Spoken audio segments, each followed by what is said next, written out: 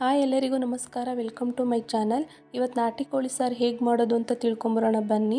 ಇದಕ್ಕೆ ಬೇಕಾಗಿರೋ ಸಾಮಗ್ರಿಗಳು ಏನೇನೆಂದರೆ, ನಾನಿಲ್ಲಿ ಮೊದಲಿಗೆ 2 kg ಆಗೋಷ್ಟು ಚಿಕನ್ ತೊಗೊಂಡಿದ್ದೀನಿ. ಅಂದರೆ ನಾನು 2 ಕೋಳಿ ಕಟ್ ಮಾಡಿದ್ದೀನಿ. ಮೇ ಬಿ 2-2.5 kg ಇರ್ಬೋದು. ನಾನು ಸ್ವಲ್ಪ ಕಾಯಿ ತುರಿ ತೊಗೊಂಡಿದ್ದೀನಿ, ಚಕ್ಕೆ ಲವಂಗ ಮತ್ತು ಸ್ವಲ್ಪ ಅರಿಶಿಣ. ನಾನು ಒಂದು 2 ಇಂಚಷ್ಟು ಶುಂಠಿ ತೊಗೊಂಡಿದ್ದೀನಿ, ಒಂದು ಅರ್ಧ ಟೊಮೊಟೊ ಹಣ್ಣು ತೊಗೊಂಡಿದ್ದೀನಿ, ಒಂದು 3-4 ಮೀಡಿಯಮ್ ಸೈಜ್ ಈರುಳ್ಳಿ ತೊಗೊಂಡಿದ್ದೀನಿ, ಸ್ವಲ್ಪ ಉಪ್ಪು ರುಚಿಗೆ ತಕ್ಕಷ್ಟು. ನಾನು 3 ಗೆಡ್ಡೆ ಆಗೋಷ್ಟು ಬೆಳ್ಳುಳ್ಳಿ ತೊಗೊಂಡಿದ್ದೀನಿ, 1 ಹಿಡಿ ಆಗೋಷ್ಟು ಕೊತ್ತಂಬರಿ, ಸ್ವಲ್ಪ ಎಣ್ಣೆ. ಬನ್ನಿ ಇದನ್ನೆಲ್ಲ ಹಾಕಿ ನಾವು ಹೇಗೆ ಮಾಡೋದು ಅಂತ ತಿಳ್ಕೊಂಬರೋಣ. ಮೊದಲಿಗೆ ನಾನು ಇಲ್ಲಿ ಚಿಕನ್ನು 2.5 kg ಆಗೋವಷ್ಟು ಕಟ್ ಮಾಡಿ ನೀಟಾಗಿ ತೊಳೆದು ಇಟ್ಕೊಂಡಿದ್ದೀನಿ. ನಂತರ ಇದನ್ನು ಬಳಸಬೇಕಾಗುತ್ತೆ. ಬನ್ನಿ ಮೊದಲಿಗೆ ನಾವು ಒಂದು ಮಿಕ್ಸಿ ಜಾರ್ ತೊಗೊಂಡು ಈರುಳ್ಳಿ ಖಾರ ಹೇಗೆ ರುಬ್ಕೊಳ್ಳೋದು ಅಂತ ತಿಳ್ಕೊಳ್ಳೋಣ. ನಾನಿಲ್ಲಿ ತೊಗೊಂಡಿರುವಂತಹ ಬೆಳ್ಳುಳ್ಳಿ ಹಾಕ್ಕೊತಾ ಇದ್ದೀನಿ. ನಂತರ ನಾವು ಈರುಳ್ಳಿ ಹಾಕ್ಕೊಳ್ಳೋಣ. ಸ್ವಲ್ಪ ಶುಂಠಿ ನಾನು ಒಂದು 2 ಇಂಚಷ್ಟು ತೊಗೊಂಡಿದ್ದೀನಿ, ಮೀಡಿಯಮಾಗಿ ನೋಡಿ ನೀವು ಹಾಕ್ಕೊಳ್ಳಿ. ಈ ಥರ ಫಸ್ಟು ಬೆಳ್ಳುಳ್ಳಿ ಮತ್ತು ಶುಂಠಿ ಹಾಕೋದ್ರಿಂದ ಬೇಗ ನುಣ್ಣಗಾಗುತ್ತೆ.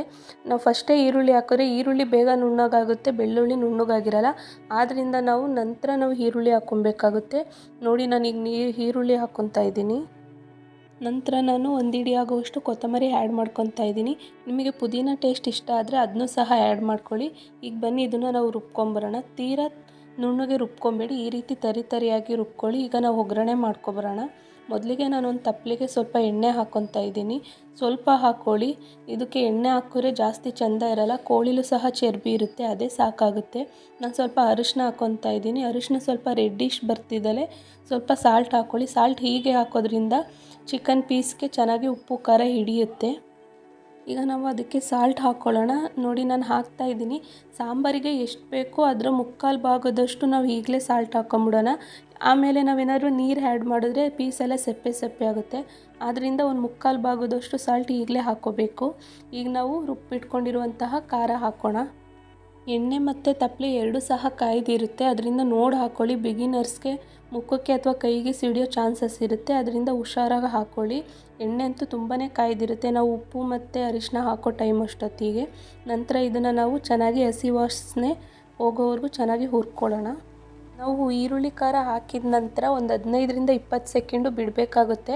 ಆಗ ಸ್ವಲ್ಪ ಅದು ತಣ್ಣಗಾಗುತ್ತೆ, ಆಗ ಕೈಗೆ ಸಿಡಿಯೋದಿಲ್ಲ. ನಂತರ ಈ ಥರ ಉಡ್ಡಿಂದು ಸ್ಪೂನ್ ತೊಗೊಂಡು ಚೆನ್ನಾಗಿ ಕೈ ಆಡಿ. ಈ ಸಾಂಬಾರನ್ನ ನಾನು ಡೀಟೇಲಾಗಿ ತೋರಿಸಿರೋದ್ರಿಂದ ಸ್ವಲ್ಪ ವಿಡಿಯೋ ಲೆಂತಿ ಆಗಿದೆ, ದಯವಿಟ್ಟು ಬೇಜಾರು ಮಾಡ್ಕೊಬೇಡಿ. ಈ ಈರುಳ್ಳಿ ಖಾರನ ಏನಿಲ್ಲ ಅಂದರೂ 2-3 ನಿಮಿಷ ಈ ರೀತಿ ಎಣ್ಣೆಲೇ ಹುರ್ಕೊಬೇಕಾಗುತ್ತೆ. ನಂತರ ನಾವು ಚಿಕನ್ ಆ್ಯಡ್ ಮಾಡಬೇಕು. ಫಸ್ಟೇ ಆ್ಯಡ್ ಮಾಡಿದ್ರೆ ಅದು ಈರುಳ್ಳಿದು ಹಸಿ ವಾಸನೆ ಹಾಗೇ ಇರುತ್ತೆ. ಈ ಹಸಿ ವಾಸನೆ ಹೋಗೋವರೆಗೂ ಸಹ ನಾವು ಚೆನ್ನಾಗಿ ಹುರ್ಕೊಬೇಕು. ನಂತರ ನಾವು ಇದಕ್ಕೆ ಚಿಕನ್ನ ಆ್ಯಡ್ ಮಾಡ್ಕೊಳ್ಳೋಣ. ನೋಡಿ ಈಗ ಇದಾಗಿದೆ. ನಾವು ನಂತರ ಚಿಕನ್ನ ತೊಗೊಂಡಿರುವಂತಹ 2.5 kg ಇದೆ, ಅದನ್ನ ಹಾಕ್ಕೊಂಡು ಚೆನ್ನಾಗಿ ಹುರ್ಕೊಳ್ಳೋಣ. ಅಷ್ಟರಲ್ಲಿ ಇನ್ನೂ ಯಾರ್ಯಾರು ನಮ್ಮ ಚಾನಲ್ನ ಸಬ್ಸ್ಕ್ರೈಬ್ ಮಾಡಿಲ್ಲ ಪ್ಲೀಸ್ ಸಬ್ಸ್ಕ್ರೈಬ್ ಮಾಡಿ, ಹಾಗೆ ಒಂದು ಲೈಕ್ ಬಟನ್ ಒತ್ತಿ. ನಾವಿಲ್ಲಿ ಸ್ವಲ್ಪ ಹಳ್ಳಿ ಸೈಡ್ ಇರೋದ್ರಿಂದ ನಮಗೆ ನಾಟಿ ಕೋಳಿ ಚೆನ್ನಾಗಿ ಸಿಗುತ್ತೆ, ಅಂದರೆ ಪ್ಯೂರಾಗಿ ಸಿಗುತ್ತೆ. ಆದರೆ ಸಿಟಿ ಕಡೆ ಇರೋರಿಗೆ ನಾಟಿ ಕೋಳಿ ಸಿಗುತ್ತೆ, ಆದರೆ ಬಾಯ್ಲರ್ ಕೋಳಿಗೆ ಏನು ಫೀಡ್ ಮಾಡಿರ್ತಾರೋ ಅದನ್ನೇ ಸಹ ನಾಟಿ ಕೋಳಿಗೂ ಫೀಡಿಂಗ್ ಹಾಕಿರ್ತಾರೆ, ಅದರಿಂದ ಅಷ್ಟು ಟೇಸ್ಟ್ ಇರೋದಿಲ್ಲ ನಮ್ಮ ಹಳ್ಳಿ ಸೈಡ್ ಸಿಗೋವಷ್ಟು. ಈಗ ಇದನ್ನು ಚೆನ್ನಾಗಿ ನಾವು ಮಿಕ್ಸ್ ಮಾಡ್ಕೊಳ್ಳೋಣ. ನಾನಿಲ್ಲಿ ಚಿಕನ್ನ ಜಾಸ್ತಿ ತೊಗೊಂಡಿದ್ದೀನಿ, ಆದರೆ ಸಾಂಬಾರನ್ನ ಕಡಿಮೆ ಮಾಡ್ತಾಯಿದ್ದೀನಿ, ಯಾಕಂದರೆ ನಮ್ಮನೇಲಿ ಕಡಿಮೆ ಜನ ಇರೋದು. ನಿಮಗೇನಾದರೂ ಸ್ವಲ್ಪ ಸಾಂಬಾರು ಜಾಸ್ತಿ ಬೇಕಂದರೆ ಕ್ವಾಂಟಿಟಿ ಜಾಸ್ತಿ ಹಾಕ್ಕೊಂಡು ರುಬ್ಕೊಳ್ಳಿ ಖಾರನ.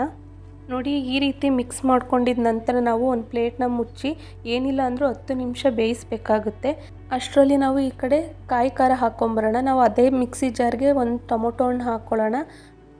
ಅದಕ್ಕೆ ಸ್ವಲ್ಪ ನಾವು ತೊಗೊಂಡಿರೋಂತಹ ಕಾಯಿ ಹಾಕ್ಕೊಳ್ಳೋಣ. ಏನಿಲ್ಲ ಅಂದರೂ ನಾನು ಕಾಯಿ ಇಲ್ಲಿ ಒಂದು ಅರ್ಧ ಹೋಳಲ್ಲಿ 3/4 ಭಾಗದಷ್ಟು ತೊಗೊಂಡಿದ್ದೀನಿ. ನಂತರ ನಾವು ಸ್ವಲ್ಪ ತೊಗೊಂಡಿರುವಂತಹ ಚಕ್ಕೆ ಲವಂಗ, ಅಂದರೆ ನಾನು 1.5 ಇಂಚ್ ಆಗೋಷ್ಟು ಚಕ್ಕೆ, ಒಂದು 3 ಲವಂಗ ತೊಗೊಂಡಿದ್ದೀನಿ. ನಾನಿಲ್ಲಿ ಜಾಸ್ತಿ ಮಸಾಲೆ ಹರಿತಾ ಇಲ್ಲ, ಯಾಕಂದರೆ ನಾಟಿ ಕೋಳಿನೇ ತುಂಬ ಟೇಸ್ಟಾಗಿ ಬರುತ್ತೆ, ಅದಕ್ಕೆ ಮಸಾಲೆಗಳು ಜಾಸ್ತಿ ಬೇಕಾಗಿಲ್ಲ. ನಾವು ಒಂದು ಕಾಯಿ ಖಾರನ ಒಂದು ಅರ್ಧ ರುಬ್ಕೊಂಡಿದ ನಂತರ ನಾವು ಕಡಲೆ ಆ್ಯಡ್ ಮಾಡಿಕೊಂಡು ರುಬ್ಕೊಳ್ಳೋಣ. ನೋಡಿ ನಾವು ಕಾಯಿ ಖಾರನ ಪೂರ್ತಿ ನುಣ್ಣಗೆ ರುಬ್ಕೋಬೇಕಾಗುತ್ತೆ. ಯಾವತ್ತೂ ಕಾಯಿ ಖಾರ ಪೂರ್ತಿ ನುಣ್ಣಗಾಗಲ್ಲ, ಒಂದು ಸ್ವಲ್ಪ ತರಿಯಾಗಿರಲಿ. ನೋಡಿ ಈ ಕನ್ಸಿಸ್ಟೆನ್ಸಿ ಇದ್ದರೆ ಸಾಕಾಗುತ್ತೆ. ನಂತರ ಇದನ್ನು ನಾವು ಚಿಕನ್ಗೆ ಹಾಕ್ಕೊಂಬರೋಣ ಬನ್ನಿ. ನಾನಿಲ್ಲಿ ಚಿಕನ್ನ 10 ನಿಮಿಷ ಬೇಯಿಸಲಿಕ್ಕೆ ಇಟ್ಟಿದ್ದೆ. ಈಗ ಬಾಯಿ ತೆಗೆದು ಸ್ವಲ್ಪ ನೀರೆಲ್ಲ ಬಿಟ್ಟಿರುತ್ತೆ, ಆ ನೀರು ಸಿಯೋವರೆಗೂ ಸಹ ನಾವು ಈರುಳ್ಳಿ ಖಾರದಲ್ಲೇ ಬೇಯಿಸ್ಕೊಬೇಕು. ಆ ನಂತರ ನಾವು ಕಾಯಿ ಖಾರ ಹಾಕಬೇಕಾಗುತ್ತೆ, ಇಲ್ಲಾಂದರೆ ಆ ಚಿಕನ್ದು ಹಸಿ ಸ್ಮೆಲ್ಲು ಸಾಂಬಾರಿಗೆಲ್ಲ ಹರಡ್ಬಿಡುತ್ತೆ. ಅದರಿಂದ ನಾವು ಈಗಲೇ ಚೆನ್ನಾಗಿ ಬೇಯಿಸ್ಕೊಂಬರೋಣ ಬನ್ನಿ. ಆಗಿಂದಾಗೆ ಚೆನ್ನಾಗಿ ಮಿಕ್ಸ್ ಮಾಡ್ಕೊಳ್ಳಿ, ಇಲ್ಲಾಂದರೆ ತಳ ಹಿಡಿಯೋ ಚಾನ್ಸಸ್ ತುಂಬ ಇರುತ್ತೆ. ಈ ನಾಟಿ ಕೋಳಿ ಸಾರು ಮುದ್ದೆ ಮತ್ತು ಶಾವಿಗೆ ಜೊತೆಗೆ ತುಂಬಾ ಚೆನ್ನಾಗಿರುತ್ತೆ. ನೀವೆಂದಾದ್ರು ಶಾವಿಗೆ ಜೊತೆ ಟ್ರೈ ಮಾಡಿದ್ದೀರಾ? ಕಮೆಂಟ್ ಮಾಡಿ. ರಾಗಿ ಶಾವಿಗೆ ಅಂತ ಮಾಡ್ತಾರೆ, ಅದಂತೂ ತುಂಬಾ ಟೇಸ್ಟ್ ಕೊಡುತ್ತೆ ಈ ನಾಟಿ ಕೋಳಿ ಸಾಂಬಾರಿಗೆ. ನೋಡಿ, ಇದು ಆಲ್ಮೋಸ್ಟು ನೀರು ಸೀತಾ ಇದೆ. ನಂತರ ನಾವು ಸ್ವಲ್ಪ ಖಾರದ ಪುಡಿ ಮತ್ತು ಮಟನ್ ಸಾಂಬಾರು ಪುಡಿ ಹಾಕ್ಕೊಂಡು ಮಿಕ್ಸ್ ಮಾಡ್ಕೊಳ್ಳೋಣ. ಈರುಳ್ಳಿ ಖಾರದ್ದು ನೀರೆಲ್ಲ ಬಿಟ್ಟಿರುತ್ತೆ, ಪ್ಲಸ್ ಚಿಕನ್ದು ಸ್ವಲ್ಪ ನೀರು ಬಿಟ್ಟಿರುತ್ತೆ. ಆ ನೀರು ಮುಕ್ಕಾಲು ಭಾಗ ಸೀದ ನಂತರ ಈ ಥರ ಸ್ವಲ್ಪ ನೀರಿದ್ದಾಗ ನಾವು ಧನಿಯಾ ಪುಡಿ ಮತ್ತು ಖಾರದ ಪುಡಿನ ಮಿಕ್ಸ್ ಮಾಡ್ಕೊಬೇಕಾಗುತ್ತೆ. ಎಲ್ಲರ ಮನೇಲೂ ಸಹ ಮಟನ್ ಸಾಂಬಾರು ಪುಡಿ ಮಾಡಿರ್ತಾರೆ, ನಾವು ಅದನ್ನು ಧನಿಯಾ ಪುಡಿ ಅಂತಲೇ ಕರಿತೀವಿ. ನೀವೇನಂತ ಕರಿತೀರಾ ಅಂತ ದಯವಿಟ್ಟು ಕಮೆಂಟ್ ಮಾಡಿ.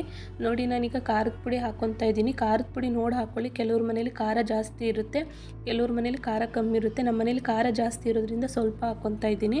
ಹಾಗೆ ನಾನಿಲ್ಲಿ ಒಂದು 3 ಸ್ಪೂನ್ ಆಗುವಷ್ಟು ಮಟನ್ ಸಾಂಬಾರು ಪುಡಿ ಹಾಕ್ಕೊತಾ ಇದ್ದೀನಿ. ಇದನ್ನು ಏನಿಲ್ಲ ಅಂದರೂ ಒಂದು 1/4 ಗಂಟೆನಾದ್ರು ಬೇಯಿಸಬೇಕಾಗುತ್ತೆ. ಅದಕ್ಕೆ ಮುಂಚೆ ನಾವು ಚೆನ್ನಾಗಿ ಮಿಕ್ಸ್ ಮಾಡ್ಕೊಳ್ಳೋಣ, ಇಲ್ಲಾಂದರೆ ಒಂದು ಸೈಡ್ ಧನಿಯಾ ಪುಡಿ ಇರುತ್ತೆ, ಒಂದು ಸೈಡ್ ಖಾರದ ಪುಡಿ ಇರುತ್ತೆ. ಈ ರೀತಿ ಮಿಕ್ಸ್ ಮಾಡ್ಕೊಳ್ಳೋದ್ರಿಂದ ಎಲ್ಲದಕ್ಕೂ ಉಪ್ಪು ಖಾರ ಹಿಡಿಯುತ್ತೆ. ಆ್ಯಕ್ಚುಲಿ ಈ ಟೈಮ್ಗೆ ಹಾಕೋದ್ರಿಂದ ಉಪ್ಪು ಖಾರ ಚೆನ್ನಾಗಿ ಹಿಡಿಯುತ್ತೆ. ನಾವು ಲಾಸ್ಟಿಗೆ ಯಾವತ್ತೂ ಧನಿಯಾ ಪುಡಿ ಮತ್ತು ಖಾರದ ಪುಡಿ ಹಾಕಬಾರ್ದು. ಈಗ ನೋಡಿ, ಚೆನ್ನಾಗಿ ಇದನ್ನ ಏನಿಲ್ಲ ಅಂದರೂ ಒಂದು 10ರಿಂದ 15 ನಿಮಿಷ ಬೇಯಿಸ್ಕೊಂಡ್ರೆ ಸಾಕಾಗುತ್ತೆ. ನಾನು ಮೊದಲೇ ಸ್ವಲ್ಪ ಜಾಸ್ತಿ ಬೇಯಿಸಿರೋದ್ರಿಂದ 10 ನಿಮಿಷ ಮುಚ್ಚಳ ಮುಚ್ಚಿ ಬೇಯಿಸ್ತೀನಿ ಇದನ್ನು. ನೋಡಿ, ಈಗ ಇದನ್ನು ಒಳ್ಳೆ ರೀತಿ ಮಿಕ್ಸ್ ಮಾಡಿದ್ದಾಯಿತು. ಮುಚ್ಚಳ ಮುಚ್ಚಿ ಏನಿಲ್ಲ ಅಂದರೂ ಒಂದು 5 ನಿಮಿಷ ಬೇಯಿಸೋಣ, ಸಾಕಾಗುತ್ತೆ. ಯಾಕಂದರೆ ನಾವು ಓಪನಲ್ಲಿ ಸುಮಾರು ಹೊತ್ತು ಬೇಯಿಸಿದ್ವಿ, ನೀರು ಸ್ವಲ್ಪ ಜಾಸ್ತಿ ಬಿಟ್ಟಿತ್ತು ಅಂತ. ಈಗ 5 ನಿಮಿಷ ಆಗಿದೆ. ನೋಡಿ, ಓಪನ್ ಮಾಡಿ ಒಳ್ಳೆ ರೀತಿ ಇನ್ನೊಂದು ಸಲ ಮಿಕ್ಸ್ ಮಾಡಿಕೊಂಡು ನಾವು ಕಾಯಿ ಖಾರ ಆ್ಯಡ್ ಮಾಡ್ಕೊಳ್ಳೋಣ. ಈ ನಾಟಿ ಕೋಳಿ ಸಾರನ್ನ ಒಲೆ ಮೇಲೆ ಮಾಡಿದ್ರೆ ತುಂಬಾ ಚೆನ್ನಾಗಿರುತ್ತೆ. ಕೆಲವ್ರು ಕುಕ್ಕರಲ್ಲಿ ಮಾಡ್ತಾರೆ, ಕುಕ್ಕರಲ್ಲಿ ಮಾಡಿದ್ರೆ ಚೆನ್ನಾಗಿರೋದಿಲ್ಲ. ಈ ಥರ ಓಪನ್ನಲ್ಲಾದರೂ ಬೇಯಿಸಿ, ಯಾಕಂದರೆ ನಮ್ಮ ಮನೇಲಿ ಒಲೆನೂ ಇರೋದಿಲ್ಲ. ಕುಕ್ಕರಲ್ಲಿ ಬೇಯಿಸಿದ್ರೆ ಆ ಟೇಸ್ಟೇ ಬರೋದಿಲ್ಲ. ನೋಡಿ, ಈಗ ಕಾಯಿ ಖಾರ ಆ್ಯಡ್ ಮಾಡ್ಕೊತಾ ಇದ್ದೀನಿ.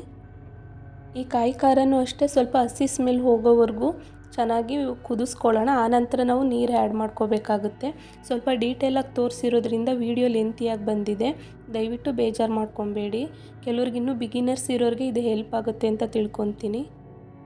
ನೀರು ಸ್ವಲ್ಪ ನೋಡಿ ಹಾಕ್ಕೊಳ್ಳಿ. ನಮ್ಮ ಮನೇಲೆಲ್ಲ ಸ್ವಲ್ಪ ಸಾಂಬಾರನ್ನ ತಿಳಿಯಾಗಿ ಮಾಡ್ತೀವಿ. ನೀವೇನಾದ್ರು ಗಟ್ಟಿಯಾಗಿ ಸಾಂಬಾರು ಬೇಕಂದರೆ ನೀರು ಸ್ವಲ್ಪ ಕಡಿಮೆ ಹಾಕ್ಕೊಳ್ಳಿ. ನಾವು ಸ್ವಲ್ಪ ಕಡಲೆ ಜಾಸ್ತಿ ಹಾಕಿರೋದ್ರಿಂದ ನಾವು ಕುದಿಸಿ ಇಟ್ಟ ನಂತರ ಸ್ವಲ್ಪ ಸಾಂಬಾರು ತಣ್ಣಗಾದಾಗ ಇನ್ನೂ ಸ್ವಲ್ಪ ಗಟ್ಟಿಯಾಗಿರುತ್ತೆ. ಅದರಿಂದ ನಾವು ಸ್ವಲ್ಪ ಸಾಂಬಾರು ತಿಳಿಯಾಗಿ ಮಾಡ್ತೀವಿ. ಅದರಿಂದ ನೀರನ್ನು ನೀವು ಸ್ವಲ್ಪ ನೋಡಿ ಹಾಕ್ಕೊಳ್ಳಿ. ನೋಡಿ, ಸಾಂಬಾರು ಕುದೀತಾ ಇದೆ. ನಾವು ಈ ಸಾಂಬಾರನ್ನ ಹೇಗೆ ಕುದಿಸ್ಕೊಬೇಕಂದ್ರೆ ಈ ಬಿಳಿ ನೊರೆ ಎಲ್ಲ ಹೋಗಬೇಕು, ಆ ರೀತಿ ನಾವು ಕುದಿಸ್ಕೊಬೇಕಾಗುತ್ತೆ. ಏನು ಇಷ್ಟೊಂದು ಬೇಯಿಸ್ಕೊತಾ ಇದ್ದಾರೆ ಅಂತ ನೀವು ತಿಳ್ಕೊಬೋದು. ಆದರೆ ನಮ್ಮ ಸೈಡ್ ಕೋಳಿಗಳು ತುಂಬಾ ಬೇಯಿಸ್ಬೇಕಾಗುತ್ತೆ, ಕಲ್ಲು ನೆಲದಲ್ಲೆಲ್ಲ ಓಡಾಡಿರ್ತಾವಲ್ಲ. ಆದರೆ ಸಿಟಿ ಸೈಡು ನಾಟಿ ಕೋಳಿಗಳು ಬೇಗ ಬೆಂದೋಗ್ತವೆ, ಅದಕ್ಕೇನೋ ಕೆಮಿಕಲ್ ಫೀಡ್ ಹಾಕಿರ್ತಾರೆ ಅನಿಸುತ್ತೆ. ನಾನು ಆ ಥರನೂ ಟ್ರೈ ಮಾಡಿದ್ದೀನಿ. ಈಗ ಮುಚ್ಚಳ ಮುಚ್ಚಿ ಚೆನ್ನಾಗಿ ಬೇಯಿಸ್ಕೊಳ್ಳೋಣ ಎಣ್ಣೆ ಬಿಡೋವರೆಗೂ. ನೋಡಿ, ನಾವು ಈ ರೀತಿ ಸೈಡಲ್ಲೆಲ್ಲ ಎಣ್ಣೆ ಬಿಟ್ಟಿದೆಯಲ್ಲ, ಆ ರೀತಿ ನಾವು ಕುದಿಸ್ಕೊಂಡ್ರೆ ಸಾಂಬಾರು ಆಗಿದೆ ಅಂತ.